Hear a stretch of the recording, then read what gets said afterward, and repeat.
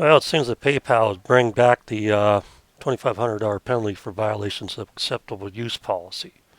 In other words, if they don't like what you said, they'll fine you $2,500. Well, I've had a PayPal business account since 1998, folks. And guess what? I'm defunding them. So they want to curtail free speech if they deem it misinformation, part of their policy, and then we'll fine you up to $2,500 on your account. Well, 1998, I've been a business account with you for a long time until today. It ends today. Our association is over. There's other payment systems out there.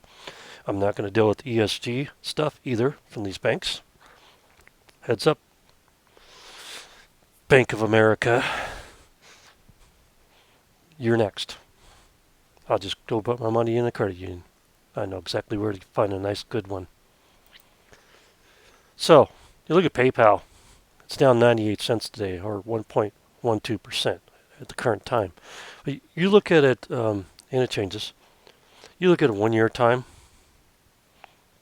The same date this year as last year was $232.59 for the value of the stock. And it started dropping off here and going down, down, down, down to a burning ring of fire. Yeah, so here you go. What's it now? 86.30.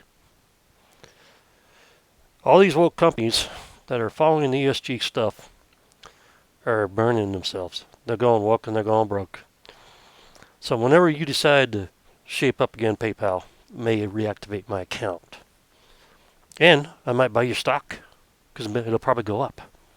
But the present rate that you're doing things right now, I'm getting out of PayPal, and I hope you all do too. Thanks for watching, you folks.